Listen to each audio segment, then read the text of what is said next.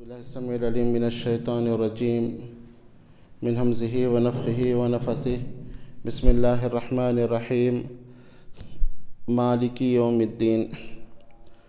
اللہ تعالیٰ کے فضل و کرم سے سورہ فاتحہ کی تفسیر چل رہی ہے۔ مالک یوم الدین کے سلسلے میں پچھلے 2 دروس میں بات ہو چکی کہ اللہ تعالیٰ قیامت کے دن کا مالک ہے، اور قیامت کے دن کیسے حساب اللہ تعالیٰ لے گا پچھلے دروس میں گفتگو ہو چکی ہے۔ اللہ تعالیٰ کے حساب لینے کا قیامت کے دن ایک طریقہ یہ ہوگا کہ اللہ تعالیٰ انسان کے اعمال کو گنے گا اور پھر ان اعمال کا وزن کیا جائے گا۔ 2 طریقے سے اللہ تعالیٰ حساب لے گا۔ ایک یہ کہ پہلے عمل کو گنا جائے گا، گنتی کی جائے گی۔ مثال کے طور پر ایک انسان کو 70 سال کی دنیا میں زندگی ملی۔ 70 سال کی اس کی زندگی میں 15 سال میں وہ بالغ ہوا، 15 سال سے اس پر شریعت لاگو ہوئی۔ 15 سال تو بچپنا تھا اور اس پر سے قلم اٹھا لیا گیا، اس سے پوچھا نہ جائے گا۔ 15 سال کی عمر سے لے کر 70 سال کی عمر یعنی تقریباً 55 سال تک وہ مکلف تھا۔ اب اللہ تعالیٰ کہیں گے کہ یہ 55 سال کی اس کی زندگی میں کتنے رمضان آئے؟ 55 رمضان آئے۔ 55 رمضان کی کیا روزے برابر رکھا؟ ہر سال گنتی کی جائے گی۔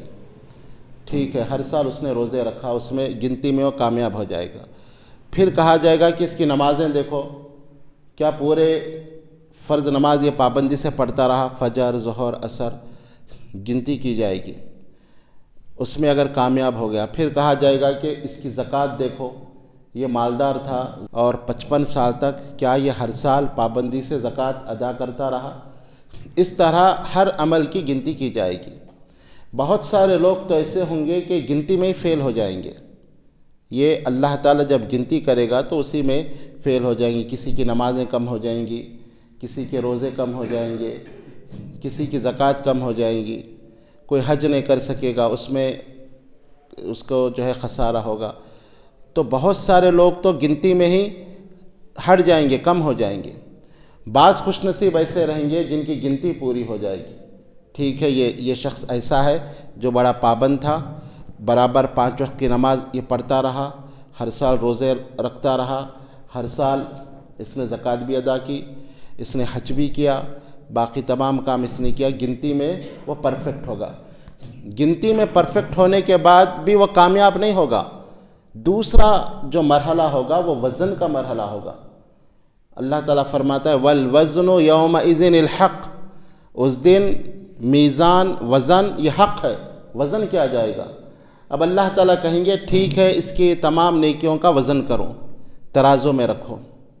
اور اللہ تعالیٰ کا ترازو کے اندر یہ خصوصیت ہے کہ اللہ تعالیٰ کا جو ترازو ہوگا وہ عمل کے معیار کو چیک کرے گا کہ اس کا یہ عمل معیاری ہے تو وہ ترازو وزن کرے گا، معیاری نہیں ہے تو ترازو وزن نہیں کرے گا۔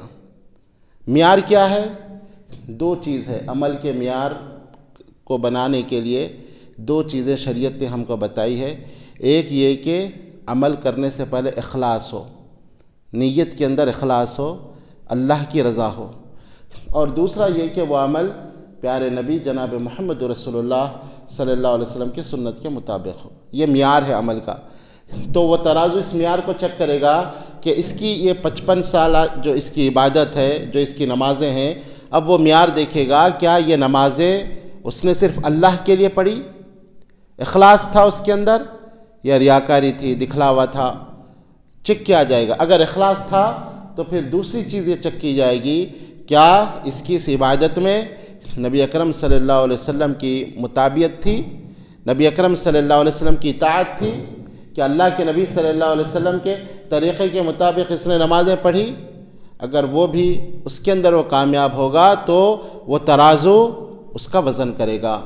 لیکن اگر ان 2 چیزوں میں سے جو عمل کی قبولیت کے معیار ہیں ایک بھی چیز میں نقص ہوگا تو وہ ترازو اس کی اس نیکی کو اٹھا کے پھینک دے گا، اس کا کوئی وزن نہیں کیا جائے گا۔ ہر نیکی کے بارے میں نماز، روزہ، زکوٰۃ، حج، دو چیزیں یہ بے انتہا ضروری ہے۔ پہلی چیز اخلاص، اللہ کی رضا، اور دوسری چیز پیارے نبی جناب محمد رسول اللہ صلی اللہ علیہ وسلم کی اطاعت۔ ہر عمل کے اندر یہ اللہ تعالیٰ نے معیار رکھا ہے۔ اگر ہمارے اندر اخلاص ہے، اللہ کی رضا ہے، تو پھر یہ عمل وزنی بھی ہوگا، اور وزنی اتنا ہوگا کہ آپ صلی اللہ علیہ وسلم نے ایک حدیث میں فرمایا کہ ایک آدمی اخلاص کے ساتھ ایک کھجور کو اللہ کی راہ میں دیتا ہے تو اللہ تعالیٰ اس کا وزن پہاڑوں کے برابر بنا دیتے ہیں، اس کے اخلاص کی وجہ سے، جو اس کے دل کے اندر اللہ کی رضا اور اللہ کا ڈر تھا، اللہ کے لیے کیا تھا، تو چھوٹا سا اس کا عمل پہاڑوں کے برابر وزن کیا جائے گا اور تولا جائے گا۔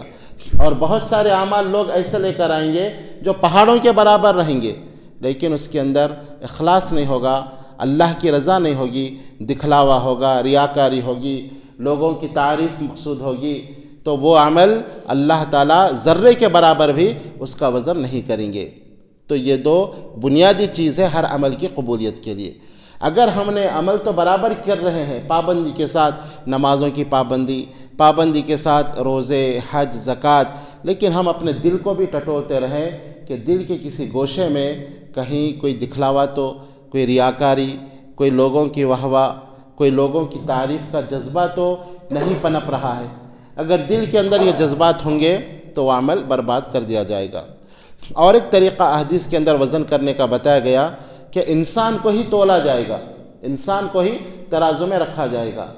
بعض بڑے بھاری بھرکم جسم والوں کا وزن کل قیامت کے دن مچھر کے برابر بھی نہیں ہوگا، وزنی لوگ ہوں گے، لیکن چونکہ وہ ایمان سے اور عمل سے خالی ہوں گے تو ان کا وزن اللہ کے اس ترازو میں مچھر کے پر کے برابر بھی نہیں ہوگا۔ اور بعض دبلے پتلے لوگ ایمان والے، اخلاص والے، ان کا وزن وزنی ہوگا۔ جیسے حدیث سے معلوم ہوتا ہے کہ عبداللہ بن مسعود رضی اللہ عنہ دبلے پتلے صحابی تھے، ایک مرتبہ مسواک توڑنے کے لیے وہ ایک درخت سے لٹک گئے تو ان کی پنڈلی کھل گئی، اور بالکل وہ باریک باریک پنڈلیاں تھیں۔ صحابہ ان کی پنڈلی کو دیکھ کر ہنسنے لگے، کتنے یہ دبلے ہیں اور کتنی ان کی پنڈلیاں ہیں۔ تو آپ صلی اللہ علیہ وسلم نے فرمایا کہ نہیں، یہ عبداللہ کی پنڈلیاں کل قیامت کے دن اللہ کے میزان میں احد پہاڑ سے بھاری رہیں گی۔ تو یہ ان کی نیکیوں کی وجہ سے، ان کے اخلاص کی وجہ سے یہ وزن ہوگا۔ اور اللہ کے ترازو کے اندر ایک خصوصیت یہ ہوگی کہ وہ رائی کے دانے کے برابر بھی وزن کو واضح کرے گا۔ رائی کا دانہ چھوٹا سا چھوٹا، وہ وزن بھی وہاں وہ ڈکلیئر کرے گا، بتائے گا۔ اگر کسی کی نیکیاں گناہوں سے صرف رائی کے دانے کے برابر زیادہ ہوگی تو اللہ تعالیٰ اس کو جنت عطا کرے گا، رائی کا دانہ۔ اور اگر کسی کے گناہ اس کی نیکیوں سے رائی کے دانے کے برابر بڑھ جائیں گے تو اللہ تعالیٰ اس کو سزا دے گا۔ اللہ تعالیٰ پھر یہ اللہ کی مرضی، اللہ چاہے تو معاف کرے، لیکن اللہ تعالیٰ اس کو سزا دے گا۔ رائی کے دانے کے برابر بھی وزن کی وہاں اہمیت ہوگی۔ اسی لیے اللہ تعالیٰ نے فرمایا فَمَن يَعْمَلْ مِثْقَالَ ذَرَّةٍ خَيْرًا يَرَهُ، کوئی ذرہ برابر خیر کرے گا تو وہ بھی دیکھ لے گا، وَمَن يَعْمَلْ مِثْقَالَ ذَرَّةٍ شَرًّا يَرَهُ، اور جو ذرہ برابر گناہ کرے گا وہ بھی وہ دیکھ لے گا۔ اور بھی بہت سارے مرحلے قیامت کے دن رہیں گے، انشاءاللہ تفصیل سے گفتگو ہوگی۔ اللہ تعالیٰ سے دعا ہے کہ اللہ تعالیٰ اس دن کی ہولناکیوں سے ہماری حفاظت فرمائے، اور اللہ تعالیٰ اس دن ہمیں عزت عطا فرمائے۔ آمین یا رب العالمین۔ وآخر دعوانا الحمدللہ۔